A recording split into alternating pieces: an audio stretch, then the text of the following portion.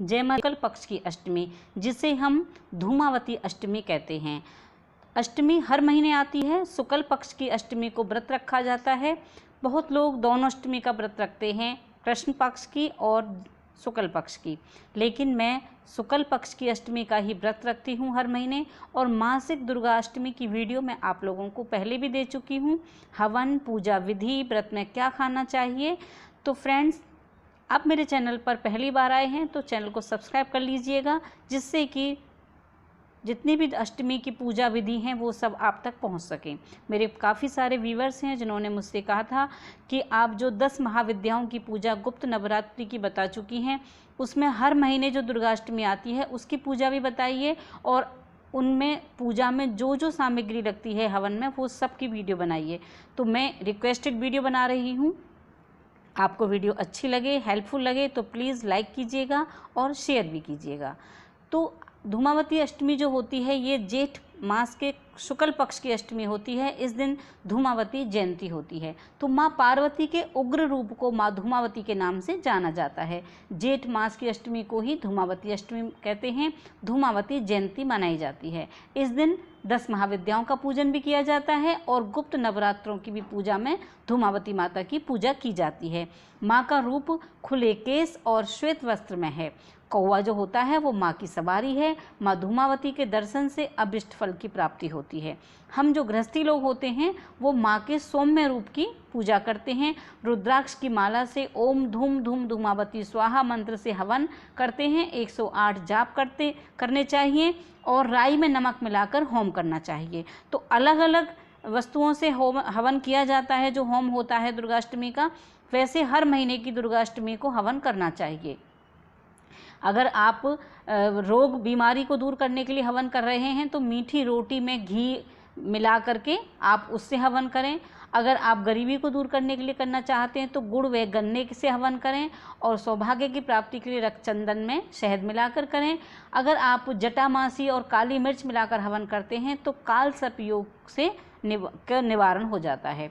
तो मैं आपको बहुत सारे मंत्र बताऊंगी और पूजन सामग्री। तो सबसे पहले आप पूजन सामग्री नोट कर लीजिए कि हवन में जो हम ये धूमावती माता का जो हवन करते हैं, पूजा करते हैं, उसमें किन किन सामान की आवश्यकता पड़ेगी। तो आपके पास सफ़ेद फूल होने चाहिए। आप गुड़हल का सफ़ेद फूल लेते हैं या आक के सफ़ेद फूल लेते हैं तो बहुत ही वो हमारे लिए शुभदायक होते हैं। और घी लेना है, सफ़ेद तिल, काले तिल, धतूरा, आक, जौ, सुपारी, दुर्वा, गंगाजल, शहद, कपूर, चंदन, नारियल, पंचमेवा, मिठाई, राई, काली मिर्च, गुड़, ये सामान हमारे पूजा में ज़रूरी हैं। आपके पास अगर तस्वीर है तो उसको गंगाजल से साफ़ कर लीजिए। आपके पास मूर्ति है तो आप उसको गंगाजल से स्नान कराइए। उसके बाद माता रानी की पूजा कीजिए। जो आप चाहें तो आप अपने घर के मंदिर में पूजा कर सकते हैं, आप चाहें तो मंदिर में जाकर भी पूजा कर सकते हैं। तो माता श्री माता जो धूमावती हैं उनकी आराधना से दरिद्रता के श्राप से भी मुक्ति मिलती है और माँ धूमावती के स्तोत्र का पाठ करने से मनवांछित फल की प्राप्ति मिलती है। अगर आपके पास स्तोत्र नहीं है तो आप दुर्गा चालीसा का पाठ करें, सिद्ध कुंज का स्तोत्र का पाठ कर सकते हैं, दुर्गा सप्तशती का पाठ कर सकते हैं। अगर आपको मतलब मनोकामना के लिए व्रत रख रहे हैं तो आप काले वस्त्र में किसी छोटे से काले कपड़े में काले तिल बांधकर माँ को भेंट स्वरूप जब चढ़ाते हैं तो आपकी सभी मनोकामना पूरी होती हैं। मध्य प्रदेश की दतिया में ये सिद्ध पीताम्बरा माता का पीठ मंदिर है, जहाँ जेठ मास की शुक्ल पक्ष की अष्टमी को माँ धूमावती की जयंती बहुत धूमधाम से मनाई जाती है। 41 वर्षों से केवल एक ही दिन यहाँ पूजा होती है और यज्ञ का अनवरत होता है। तो जब 1962 में चीन से और भारत का जो आक्रमण हुआ था, चीन ने जो आक्रमण किया था, तब दुश्मनों को परास्त करने के लिए वहाँ के जो पुजारी हैं उन्होंने 51 हवन कुंड में अनुष्ठान और हवन यज्ञ कराया था। तो माँ की बहुत ही ज़्यादा महिमा है। अगर आपको पूजा में बहुत विधि विधान नहीं आता है तो आप अपने जो जैसे पूजा करते हैं दुर्गाष्टमी की, उसी तरह से आपको पूजा करनी है और माँ से प्रार्थना करनी है। दुर्गाष्टमी की पूजा किस तरह से करनी है मैं अपनी जो पहले वीडियो आपको दे चुकी हूँ, आप उसको भी देखिएगा और मैं बाकी आज आपको बता रही हूँ। तो हमें प्रतिदिन दुर्गा माता की पूजा और होम भी कर सकते हैं, लेकिन अष्टमी को ज़रूर करना चाहिए। प्रातःकाल उठकर स्नान कर लें, घर की साफ़ सफाई कर लें, मंदिर को एक दिन पहले ही साफ़ कर लें तो ज़्यादा अच्छा रहता है, जिससे कि आप सुबह को फिर अपनी पूजा करेंगे तो आपको बहुत ही आसानी हो जाएगी। और अपने मन में माता दुर्गा तेरी सदा ही जय हो, माँ धूमावती तेरी सदा ही जय हो, इस तरह से मन में आप संकल्प लेकर बोलते रहें तो आपका मन पूजा में लगा रहता है। मनुष्य न जाने कितने मनोरथ और चिंतन मनन करता रहता है, पर होता वही है जो भाग्य में विधाता ने लिख दिया होता है। जो जैसा करता है उसको वैसा ही फल मिलता है, लेकिन कर्म के अनुसार ही मिलता है। क्योंकि कर्म करना मनुष्य के अधीन है तो फल देना हमारे देवताओं के अधीन है। तो हम अपने व्रत, पूजा पाठ, हवन, इनसे भगवान को, देवताओं को मना सकते हैं। हमें अपने पापों से मुक्ति मिलती है और हमें श्रेष्ठ फल मिलते हैं। तो हम माता से प्रार्थना करेंगे, माँ दुर्गति को दूर करने वाली हो, तीनों जगत का संताप हरने वाली हो, समस्त दुखों को दूर करने वाली हो, रोगी मनुष्यों को निरोग करने वाली हो, प्रसन्न होने पर मनवांछित फल देने वाली हो और दुष्ट मनुष्य का नाश करने वाली संपूर्ण जगत की माता हो। हे माँ, मेरे अपराधों को क्षमा करना और मुझे मेरे व्रत को संपूर्ण बनाना, मेरी पूजा को स्वीकार करना, मुझ दीन की रक्षा करना। हे देवी माँ, मैं आपको प्रणाम करता हूँ या आपको प्रणाम करती हूँ। इस तरह से हम माँ से प्रार्थना करेंगे। व्रत का संकल्प ले लें।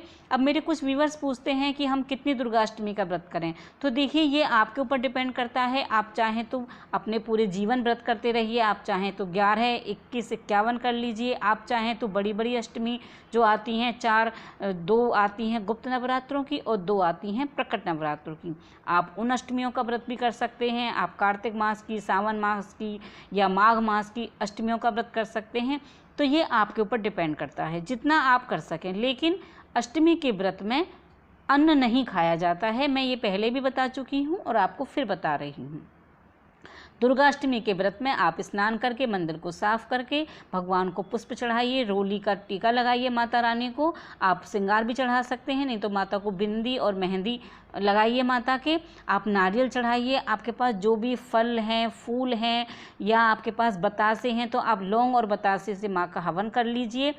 और आप शुद्ध देसी घी से आप पूजा कीजिए। इसमें तिल के तेल का हम यूज़ नहीं करते हैं, हमें शुद्ध देसी घी से ही हवन करना होता है। आप जौ, काले तिल और शहद मिलाकर भी आप माँ का हवन कर सकते हैं।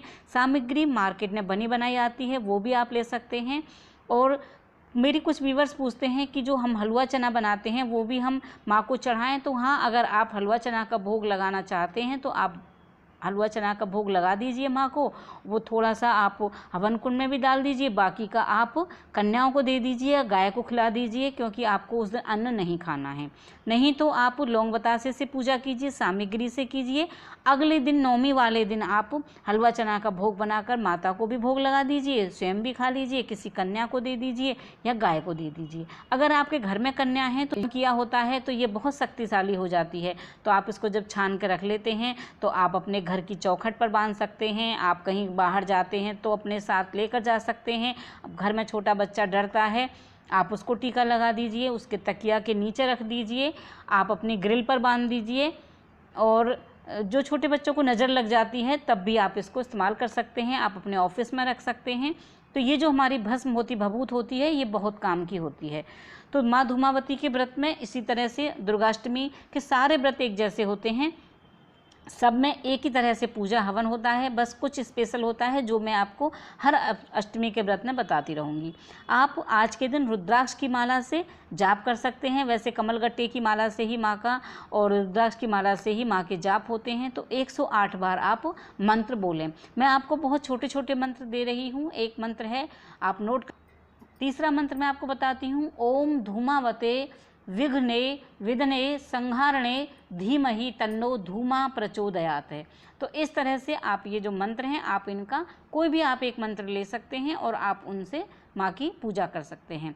तो माँ हमारे कष्टों को दूर करती है धूमावती। और माँ की जो कहानी है वो बहुत ही छोटी है और बहुत ही सरल है। माँ पार्वती को भूख लगी थी, उन्होंने भगवान जी से, शिव जी भगवान से खाना मांगा। खाना लाने में थोड़ी देरी हो गई तो माँ ने शिव जी को ही निगल लिया, जिससे कि उन शिव जी के कंठ में विष होने की वजह से माँ धुआं धुआं हो गई और इसलिए माँ का नाम धूमावती है। हम माँ के सौम्य रूप की पूजा करते हैं। तो आपके मन में कोई भी प्रश्न है आप कमेंट्स बॉक्स में लिखकर पूछ सकते हैं। माँ की पूजा करना बहुत ही आसान है, मैंने पूजा विधि आपको बता दी है। व्रत में फलाहार जो हम करते हैं वो नवरात्रों की तरह ही किया जा सकता है। आप एक समय में सेंधा नमक का भोजन कर सकते हैं। तो आपको वीडियो हेल्पफुल लगे तो प्लीज़ लाइक कीजिएगा, शेयर कीजिएगा और चैनल पर पहली बार आए हैं तो चैनल को सब्सक्राइब कीजिएगा। जय माता दी। Till then bye bye.